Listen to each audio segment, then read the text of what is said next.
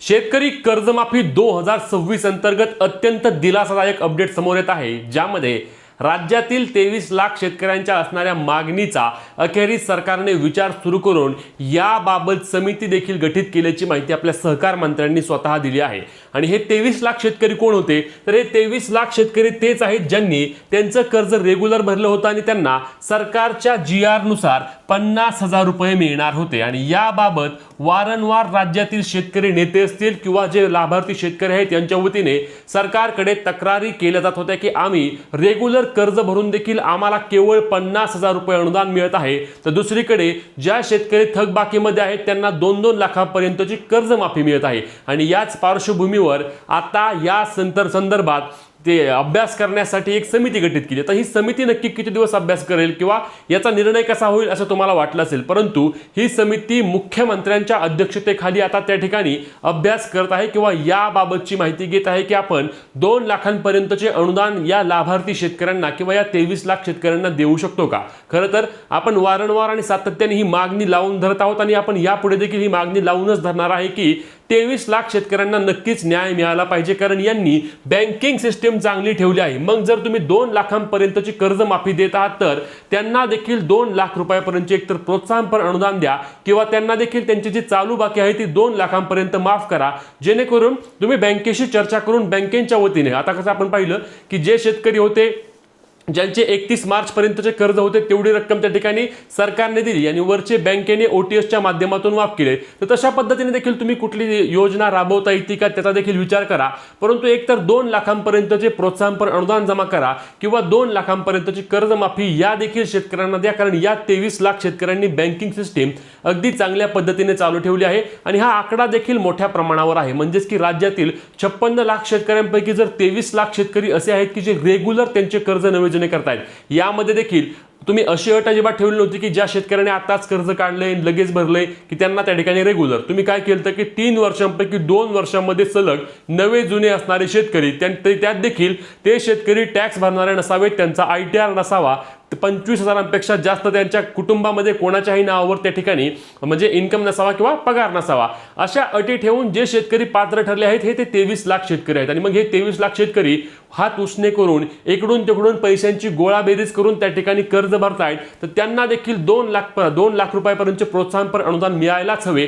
आणि अशा पद्धतीने मागणी देखील राज्याचे आपण पाहिलं की किसान सभेचे डॉक्टर अजित नवले असतील, रविकांत तुपकर असतील किंवा विविध शेतकरी नेते असतील किंवा लाभार्थी शेतकरी देखील असतील, यांच्या वतीने देखील केली जात होती। आणि या संदर्भात आपल्या सहकार मंत्र्यांनी देखील बाबासाहेब पाटील यांनी पत्रकारांशी बोलताना माहिती दिली की त्या संदर्भात याचा अभ्यास करण्यासाठी म्हणजेच की 2 लाखांची मागणी आम्ही मुख्यमंत्र्यांपर्यंत ठेवली आहे, आम्ही याबाबतचे निवेदन मुख्यमंत्र्यांना दिले आहे आणि मुख्यमंत्र्यांनी त्या ठिकाणी समिती स्थापन करून आता मुख्यमंत्री या बाबींचा विचार करत आहेत की आपण हे 2 लाख रुपये देऊ शकतो का, 2 लाख रुपये द्यायचे झाल्यास अजून किती रुपये बोजा सरकारवर येऊ शकतो।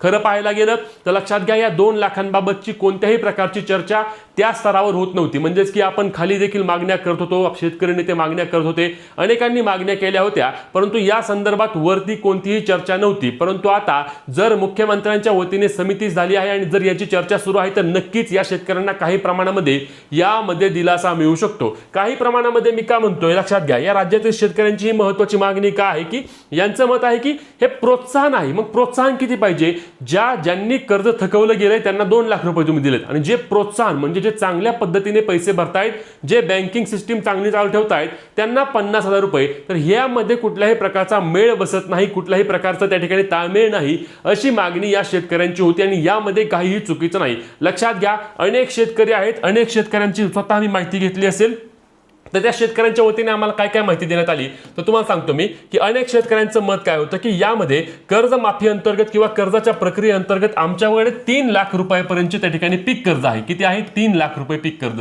मग प्रत्येक वर्षी आम्ही हे 3 लाख रुपये बँकेमध्ये आणून भरतो किंवा याचं वरचं जे काही व्याज असेल ते व्याज आम्ही बँकेमध्ये आणून भरतो आणि परत आम्ही आमचे कर्ज नवे जुने करतो आणि तरी देखील आम्हाला केवळ 50,000 रुपयांचा लाभ मिळतोय। किती मिळतोय, 50,000 रुपये। मग यामध्ये आम्हाला काय फायदा होतोय का, तर आम्हाला काहीच फायदा फायदा होत नाही। जर आम्ही हे पैसे जर थकवले असते तर आम्ही वरचे 1 लाख बँकेत आणून भरले असते की 2 लाखापर्यंत आमची कर्जमाफी झाली असती, आम्ही परत कर्ज काढलं असतं। आणि यामध्ये नक्कीच सरकारने विचार देखील करणं गरजेचं आहे। जर राज्यामध्ये 40,000 कोटींची कर्जमाफी सरकार करतच आहे तर 2-4 हजार कोटी वाढून त्या ठिकाणी राज्यातील 23 लाख शेतकऱ्यांना सरकार नक्कीच दिलासा देऊ शकतं। आता यामध्ये आपले सहकार मंत्री नक्की काय बोलले ते देखील आपण शेवटी व्हिडिओमध्ये पाहणार आहोत, त्यामुळे व्हिडिओ नक्की शेवटपर्यंत पाहायचा आहे। तर यामध्ये अजून एक महत्त्वाची बाब लक्षात घ्या की जे शेतकरी रेग्युलर कर्ज भरतायत त्याबाबत देखील 2 वर्ष सलग शेतकऱ्यांनी नमूद जुनं करायला हवं, तरच त्यांना त्या ठिकाणी हे अनुदान मिळणार आहे। लक्षात घ्या शेतकरी मित्रांनो, 2017 साली देखील राज्यामध्ये कर्जमाफी झाली होती, तेव्हा 1.5 लाखांची कर्जमाफी झाली होती। त्यानंतर राज्यामध्ये 2019 ला परत कर्जमाफी झाली, तेव्हा 2 लाखांची कर्जमाफी झाली। आणि आता राज्यामध्ये 2026 साली देखील पुन्हा एकदा कर्जमाफी होत आहे। यावेळी देखील 2 लाख रुपये ही कर्जमाफी सुरू आहे, म्हणजेच की 2 लाख, 2 लाख, 1.5 लाख अशा पद्धतीने लाभ दिला जात आहे। आणि जे रेग्युलर शेतकरी पैसे भरतायत त्यांना 2017 साली 25,000 रुपये देण्यात आले होते। त्यानंतर 2019 साली देखील 50,000 रुपये देण्यात आले। त्यामध्ये अनेक शेतकऱ्यांना तर पैसे मिळालेच नाहीत, कारण तेव्हा देखील प्रोत्साहनपर अनुदान सगळ्यात शेवटी ठेवलं होतं। आणि आता देखील प्रोत्साहनपर अनुदान सगळ्यात शेवटी ठेवून लाभ किती आहे तर 50,000 रुपये। म्हणजे कुठलीही वाढ झाली का?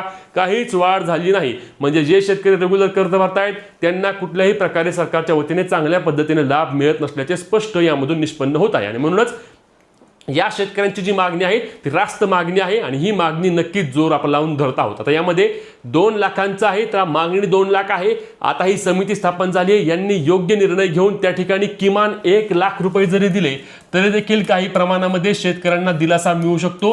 म्हणून ही मागणी आपण लावून धरत आहोत। तुम्हाला देखील याबाबत काय वाटते नक्की कमेंट करून सांगा।